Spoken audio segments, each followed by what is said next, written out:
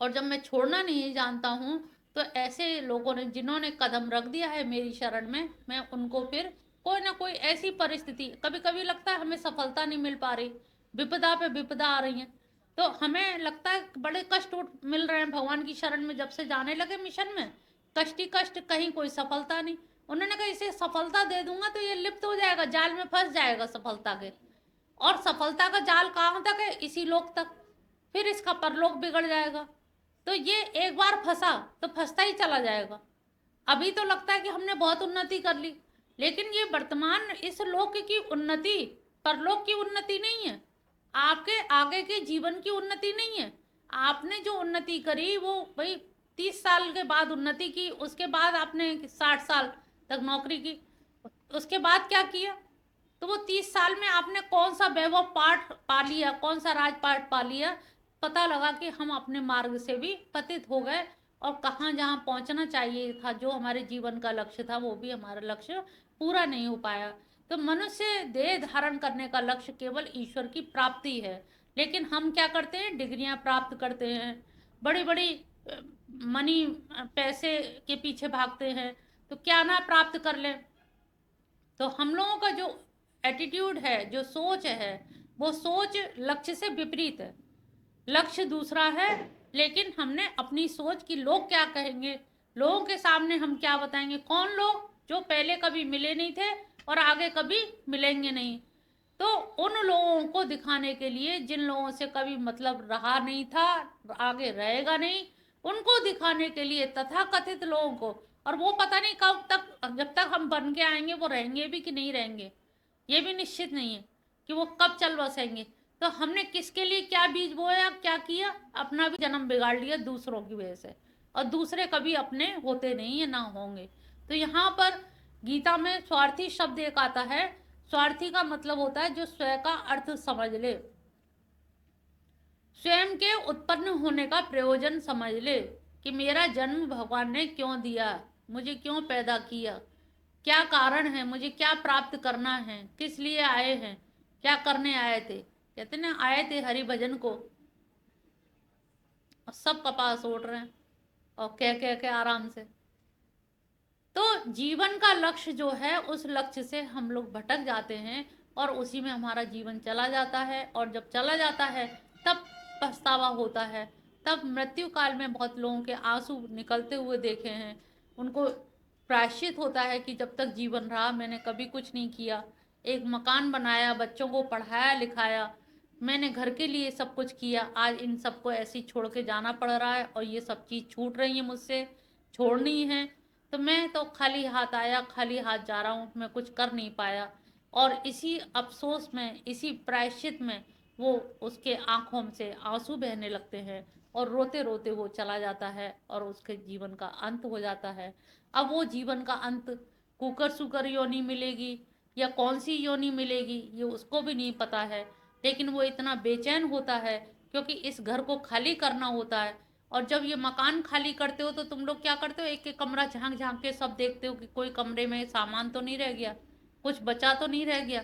तो ऐसे ही जब तुम मरते हो, तो मरते समय सब देखते हो किसी का हम पे ऋण तो नहीं है, कर्जा तो नहीं है, कहीं हमने धन किसी को गाड़ा था वो बता दें, अब बता देना टाइम आ गया है, या हो सकता है अब सांस आए ना आए। कुछ लोगों को लगता है अभी बता दिया, अभी जिंदा हो गए तो पता लग जाएगी, चाबी तिजोरी सब खुल जाएगी।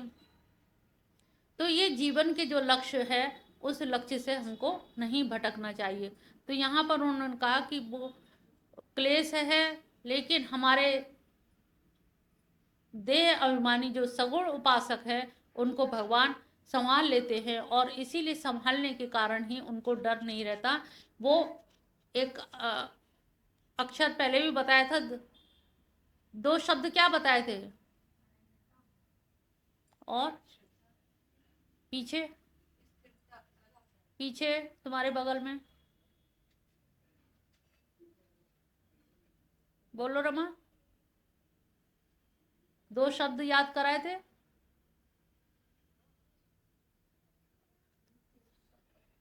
कृष्ण भक्ति में क्या दो चीज मुख्य हैं?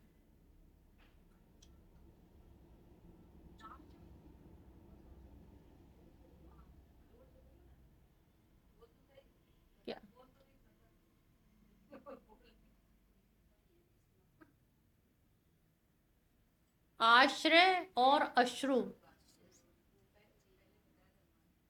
कितनी बार याद कराया था, ये मुख्य जड़ है कृष्ण भक्ति का, ये मूल मंत्र है। जिसने इसको अपना लिया वो तर गया, समझ लो। कोई मंत्र ना भी जपो, कुछ ना भी करो, लेकिन ये दो चीज अगर जीवन में आ गई तो आपका कल्याण ही कल्याण है, जन्म जन्म कल्याण है, समझ लो।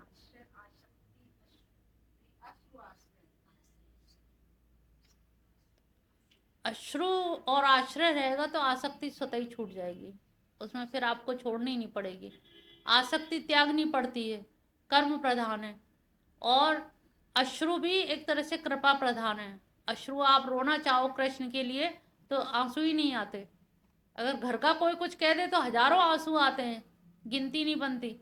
और इनके लिए कुछ हो तो एक आंसू नहीं आएगा, क्योंकि इनसे ममता नहीं है।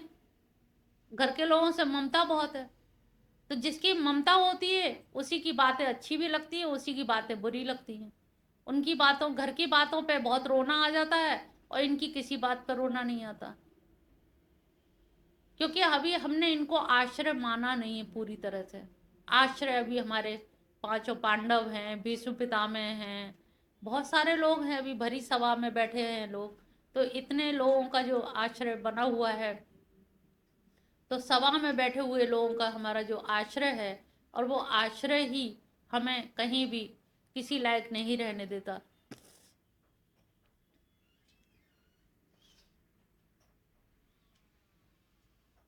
तो आश्रय ऐसा होना चाहिए कि जहां पर पूरी तरह से छोड़ना आ जाए, कि तुम पर निर्भर हैं। ऐसा नहीं कि प्रभु तुम ही हमारे हो, हम तुम्हारे ऊपर हैं। ऊपर कहने का मतलब नहीं है, ऊपर होने का मतलब है। उन पर आश्रित होना पड़ता है, और जो हो जाता है तो उसके अश्रु स्वतः ही बहने लगते हैं, उसे अश्रु बहाने नहीं पड़ते। तो आश्रय और अश्रु, ये दो चीज अगर आप लोग सीख जाएं तो निश्चित जानिए आपके जीवन का कल्याण हो जाएगा। ये दो चीज ऐसी प्रधान है कि हम जमाने भर के लिए रोते रहते हैं, लेकिन कृष्ण के लिए कभी दो आंसू नहीं गिराते। उनके लिए लगता है कि दो मोती गिर जाएंगे, शायद आंसू नहीं होंगे। और घर के लोगों के लिए, घर में अगर किसी ने कुछ कह दिया तो इतने आंसू बहाते हैं कि रोने वाले को लोग चुप कराने आते हैं। लेकिन भगवान के लिए कभी हमें ऐसा नहीं मौका पड़ा कि कोई हमें चुप कराने आए, और हम इतना लिपायमान हो जाते हैं।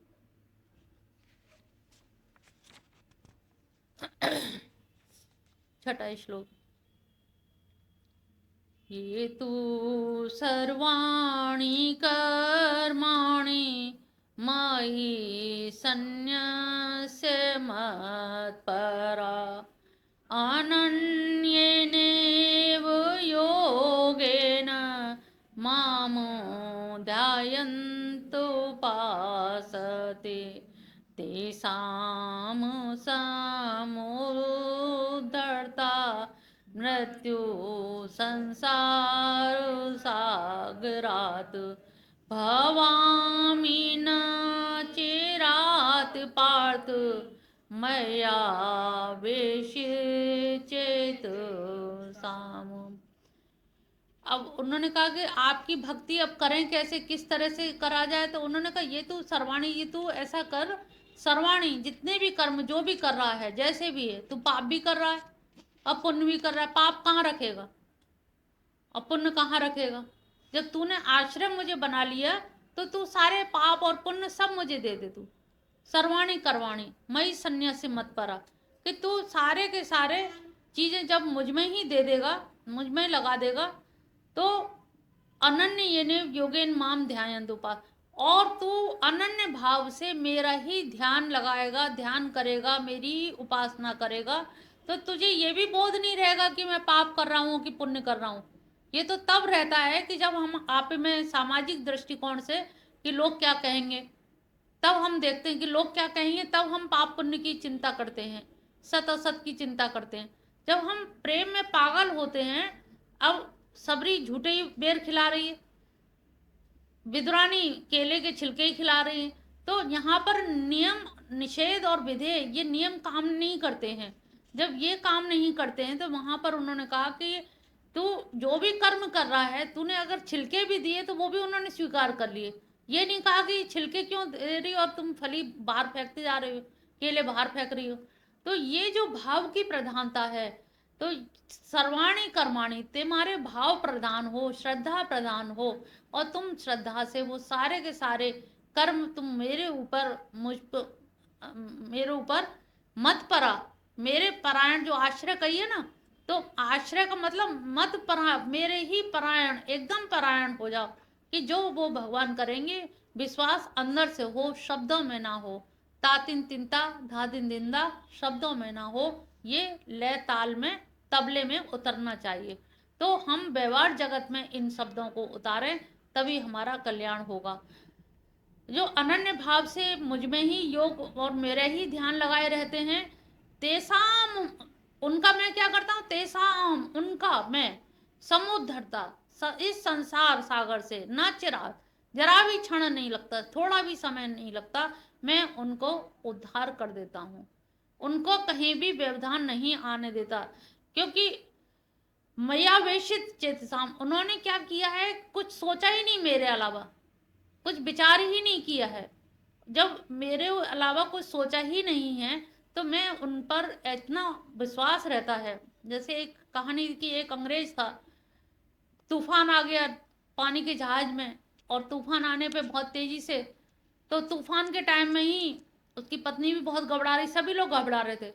उसके पति ने पिस्टल निकाली और उसके गले पे लगा दी, पत्नी के में। तो उसने कहा, अरे हटो, तुम्हें भी ऐसे में मजाक सूझ रही है, बेकार की बात कर रहे हो। कहले, अरे पिस्टल भरी हुई है, लोडेड है, तुम्हें डर नहीं लग रहा कि मैं गोली चला दूंगा, तुम्हारी 2 मिनट में मौत हो जाएगी। उन्होंने कहा, डर काहे का, तुम तो मेरे हो ना, तुम मेरे हो, तो मुझे तुमसे डर काहे का। कहले, अब समझ आया, वो गॉड भी मेरा है, ईश्वर मेरा है, इसलिए मुझे डर नहीं है कि पतवार कहाँ जाएगी, क्या होगा, तूफान में क्या होगा। जब जैसे तुझे मुझसे डर नहीं है, ऐसे ही मुझे डर नहीं है, क्योंकि वो मेरा अपना है। जब वो मेरा है, तो वो मुझे कहाँ डुबोएगा, कैसे डुबोएगा, वो मुझे बचा ही लेगा। ये विश्वास से ही मैं निश्चिंत होकर के खड़ा हुआ हूँ, मुझे कोई चिंता नहीं, कोई भय नहीं। सब लोग डर के अफरा तफरी मची हुई है, मुझे कोई भय नहीं। तो जो भगवान के भक्त होते हैं, उनको जो उन पे विश्वास होता है, तो उनको लगता है कि वो किसी ना किसी तरह से बचा ही लेंगे। कैसे बचाएंगे ये भी चिंता मत करो, प्रभु अब तुम कैसे बचाओगे। अब उनकी टेक्निक पता नहीं क्या है, किस तरह से है कि वो किस तरह से बचा लेंगे, लेकिन उन पे भरोसा रखना पड़ेगा कि ना चिरात और समय भी नहीं लगेगा, वो किस तरह से सहयोग बना देंगे, किसको बुला देंगे, क्या चीज का सहारा बना देंगे। ये उन पर विश्वास हमें पूरी तरह से रखना पड़ेगा। लेकिन कंडीशन एक है, मैया वेशित चेतसाम, आपका चित्त मैया वेशित, उनमें मैया, उनमें पूरी तरह से आवेशित हो। एक तो होता है हम पास पास बैठे हैं, और एक होता है उनमें प्रविष्ट हो जाना। तो अब हमारा चित्त जो है पूरी तरह से उनके चरणों में ही लगा हो। ऐसा नहीं कि गए मंदिर पूजा कर ली, पैर छू लिए बस, ये नहीं माना जाएगा। मयावेशित का मतलब है नीचे भी उतर के जा रहे हैं तो उन्हीं के चरणों का ध्यान दे, टेम्पो में बैठ रहे हैं तो भी उन्हीं के चरणों का ध्यान, ध्यान वहां से हटे ही ना। एक ये है कि हम संसार से आके भगवान के चरण छूते हैं, और एक ये है कि चरणों को मन में रख के संसार में जाते हैं। नाव जाती है पानी में, पानी को नाव में मत आने दो। मन जाता है संसार में, संसार को मन में मत आने दो। तो जब भगवान के चरणारविंद हमारे हृदय में बंधे होंगे, तो उनमें जब ध्यान होगा, तो हमें संसार की चीजें भी सब सुलभ होती जाएंगी, पता नहीं कब कौन आ गया सहायक बन के। तो इसमें कंडीशन उनकी यही है, मयावेशित चेतसाम, कि मेरे ऊपर, मुझ पर पूरी तरह से उनका चित्त लगा हो। 8वां श्लोक।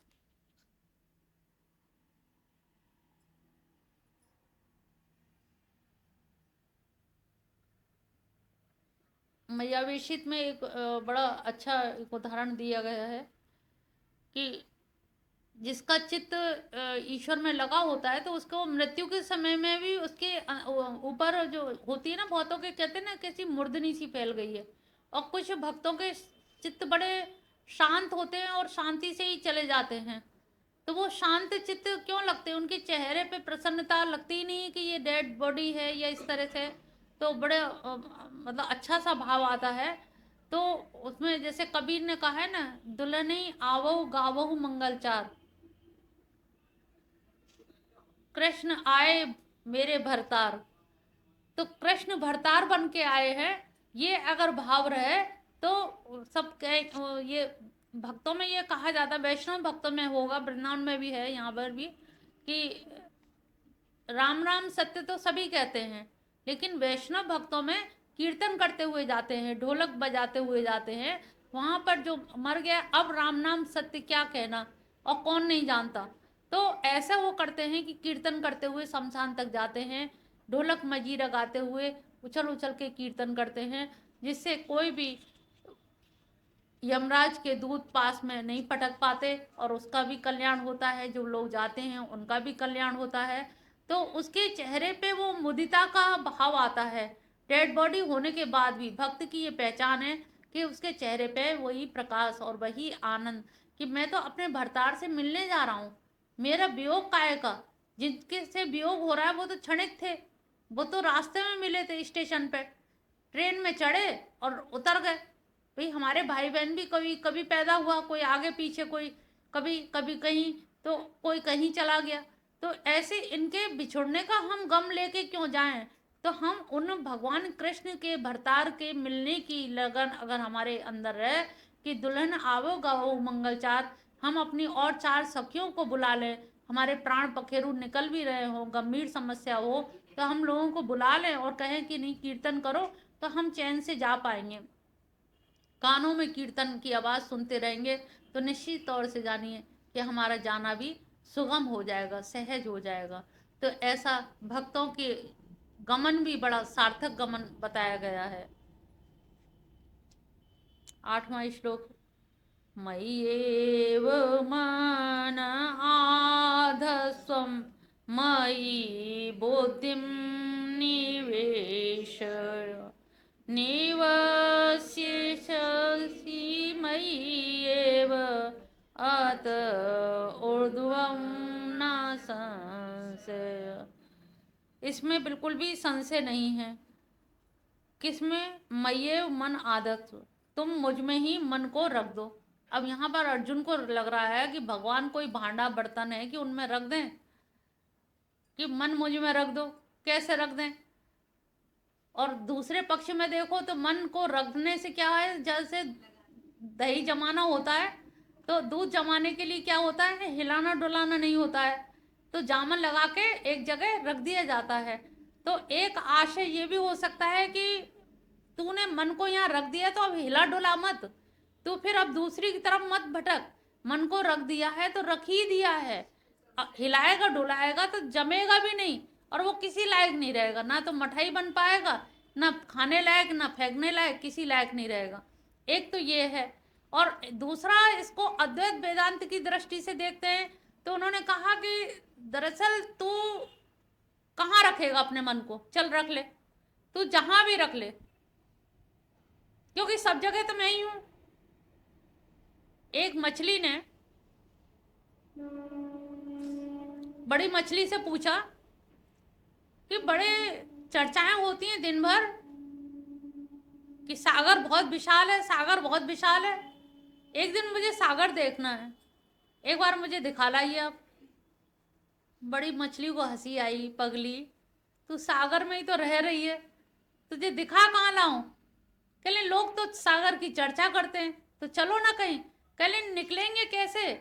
जहां निकलेंगे वहीं सागर है, निकलने की जगह भी सागर है, रास्ता भी सागर है, लक्ष्य भी सागर सागर है, साधन भी सागर है। तो ऐसे ही भगवान कह रहे हैं तू मुझ में रख दे, तू तू जहां भी रखेगा, ये संसार मैं ही हूँ, वासुदेव सर्वमिति, कण कण में मैं ही व्याप्त हूँ, तू जहां रखेगा वो मुझ में ही रखेगा। तू जो चीज लाता है वो तो मेरी ही चीज लाता है, तो मेरी चीज ही मुझको देता है। मैं तुझसे मन मांग रहा हूँ, तो अगर मन मांग रहा हूं तो मैंने कौन सा गुनाह कर दिया? मैंने ही तो तुझे मन दिया है, और मैंने मन दिया है तो मेरी दी हुई चीज तुझे मुझे लौटाने में ही इतनी कंजूसी हो रही है।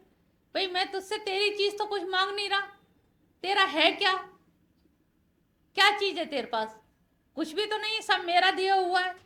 मैं चाहूं तो अपने आप ले लूं, लेकिन मैं कह रहा हूं तू दे दे। ये भी भक्त की महिमा बता रहे हैं कि वो मांग रहे हैं। ये बड़ी बात है। चाहे तो 1 मिनट में सांस खींच लें, खत्म, सारा खेल खत्म है, 2 मिनट का है। हमारी औकात है कितनी? लेकिन फिर भी वो कह रहे हैं तू मन दे दे, मुझे बुद्धि दे दे, अंतःकरण दे दे।